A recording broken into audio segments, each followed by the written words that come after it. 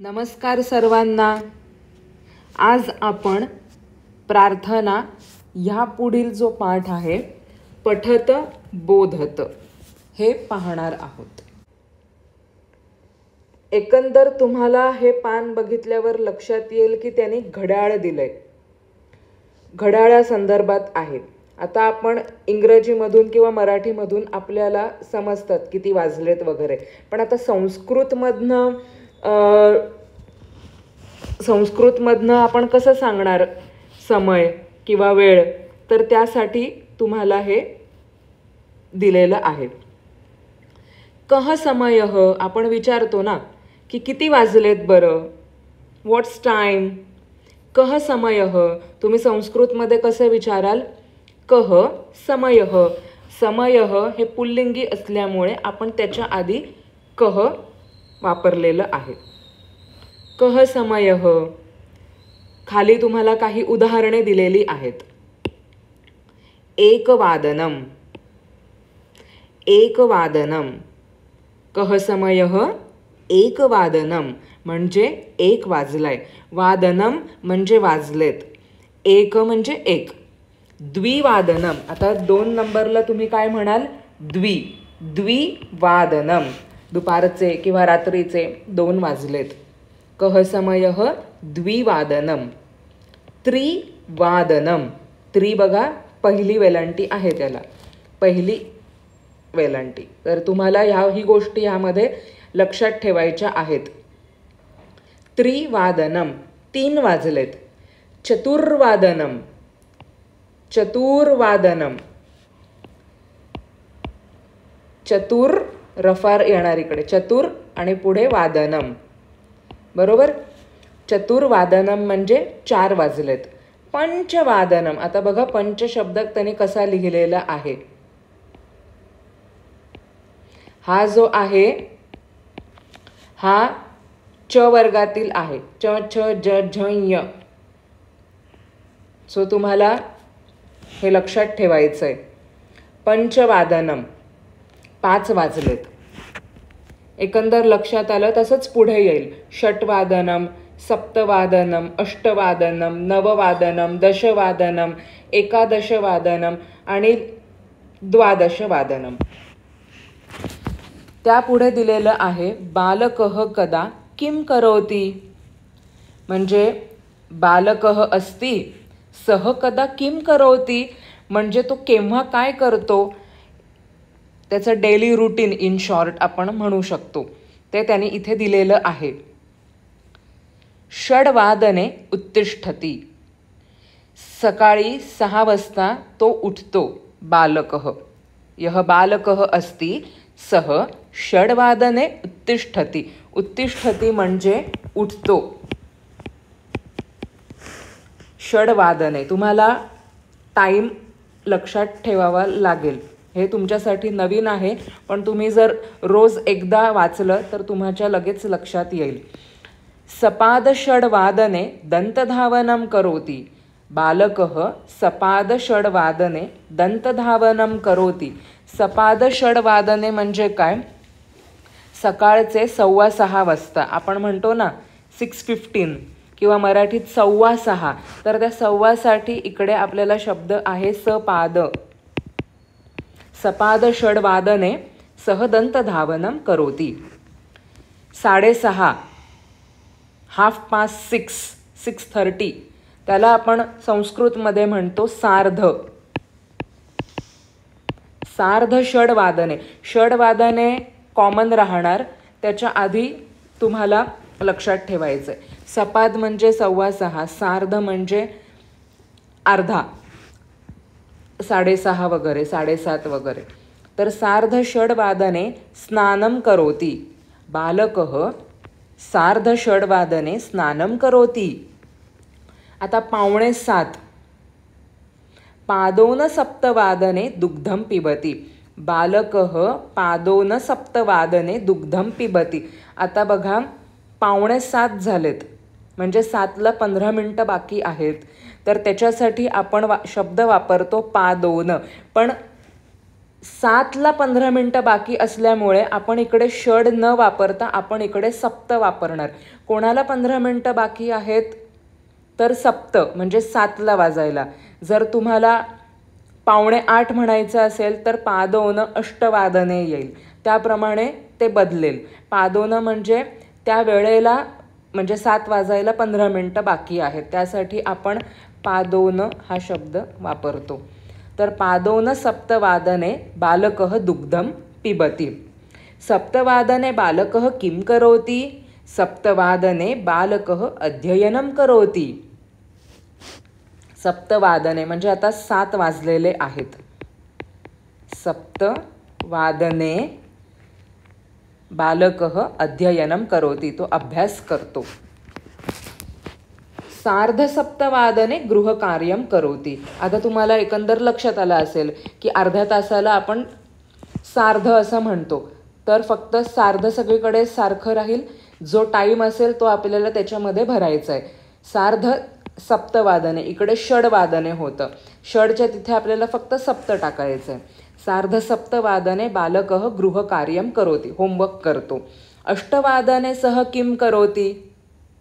अष्टवादने प्रातरांशं करोति. बालकः अष्टवादने प्रातरांशं करोति, ब्रेकफास्ट करतो. अष्टवादने. आता सार्ध अष्टवादने सह किं करोति? सार्ध अष्टवादने गणवेशं धारयति, तो त्याचा युनिफॉर्म घालतो. सार्ध अष्टवादने बालकः गणवेशं धारयति म्हणजे युनिफॉर्म तो त्याचा घालतो.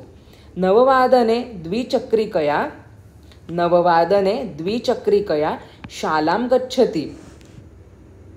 बालकः नववादने, 9 वाजता, नववादने सह द्विचक्रिकया, द्विचक्रिकया म्हणजे बायसिकल, सायकलवर, बायसिकलवर तो शाळेत जातो. शालां गच्छति, कुत्र गच्छति? शालां गच्छति. दशवादने विद्यालये प्रार्थनां गायति. सह दशवादने, दश म्हणजे 10 वाजता, दशवादने कुत्र प्रार्थनां गायति? विद्यालये, विद्यालयामध्ये, शाळेमध्ये तो प्रार्थना गातो. सार्धपंचवादनपर्यंतं शालातः गृहम् आगच्छति. तर घरी केव्हा येतो? तर सार्धपंचनवादपर्यंतं. सार्ध म्हणजे अर्धा, पंच म्हणजे 5, 5:30 वाजेपर्यंत तो कुठून येतो घरी? शालातः, शालातः गृहम् आगच्छति. आगच्छति म्हणजे येतो, गच्छति म्हणजे जातो, आगच्छति म्हणजे घरी येतो. सार्धपंचवादनपर्यंतं शालातः गृहं बालकः आगच्छति. एकंदर लक्षात आलंय? सपाद, सार्ध आणि पादोन हे शब्द तुम्हाला नवीन आहेत व हे त्याप्रमाणे लक्षात ठेवायचे. यह बालिका अस्ति, बालिका अपि षड्वादने उत्तिष्ठति, सपाद षड्वादने दंतधावनं करोति. तर ज्या मुली आहेत ते त्याप्रमाणे लिहितील, जे मुलं आहेत ते त्याप्रमाणे लिहितील. बालकः षड्वादने उत्तिष्ठति, बालिका षड्वादने उत्तिष्ठति. बालकः सार्धषड्वादने स्नानं करोति, बालिका अपि सार्धषड्वादने स्नानं करोति. आता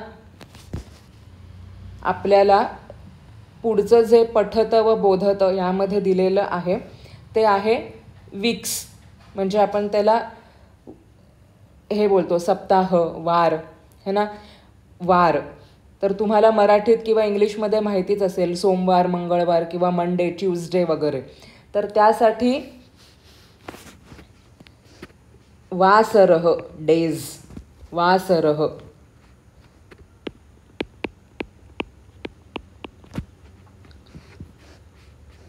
अद्य, अद्य म्हणजे आज. तुम्हाला हे 3 वर्ड्स लक्षात ठेवायचेत. अद्य म्हणजे आज, श्वः म्हणजे उद्या आणि ह्यः म्हणजे काल. Today, tomorrow and yesterday. अद्य आज, श्वः उद्या, ह्यः काल. आता त्याप्रमाणे आपल्याला वार बघायचेत. अद्य मंगलवासरः, अद्य मंगलवासरः. आता तुम्ही बघा इकडे मंगलसुद्धा शब्द कसा काढलेला आहे. एकदम सोपं आहे लक्षात ठेवायला.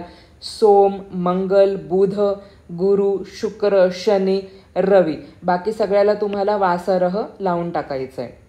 अद्य कः वासरः अस्ति, अद्य मंगलवासरः अस्ति. श्वः कः वासरः अस्ति, श्वः बुधवासरः अस्ति. ह्यः कः वासरः अस्ति, ह्यः सोमवासरः अस्ति. आपण म्हणतो ना की आज, उद्या, मग त्यानंतर म्हणजे तेरवा वगैरे असे आपण शब्द वापरतो. परवा, तेरवा, एक्सेट्रा एक्सेट्रा. तर त्यासाठी संस्कृतमध्ये अद्य म्हणजे आज, श्वः, परश्वः आणि प्रपरश्वः. परश्वः आणि मग प्रपरश्वः असे शब्द आहेत. सेम तुम्हाला ह्यः, मग परह्यः आणि मग प्रपरह्यः. म्हणजे तुम्ही जर हे जे निळ्या अक्षरामध्ये दिले तेवढं जरी पाठ केलं तरी त्याप्रमाणे तुम्ही पर आणि मग प्रपर लावून करू शकता. परश्वः गुरुवासरः अस्ति, प्रपरश्वः शुक्रवासरः अस्ति. ह्यः सोमवासरः अस्ति, परह्यः रविवासरः अस्ति, प्रपरह्यः शनिवासरः अस्ति. आपण जर दुसरं उदाहरण घेतलं त्याप्रमाणेच अद्य सोमवासरः अस्ति, श्वः मंगलवासरः अस्ति, ह्यः रविवासरः अस्ति. तालिकां पूरयत म्हणजे तुम्हाला ही जी तालिका आहे ती भरायची आहे. पहिले बघायचं असतं ते अद्य, त्यावरूनच तुमच्या लक्षात येईल. अद्य बुधवासरः अस्ति. श्वः कः वासरः अस्ति, श्वः गुरुवासरः अस्ति. परश्वः शुक्रवासरः अस्ति, परश्वः शनिवासरः अस्ति.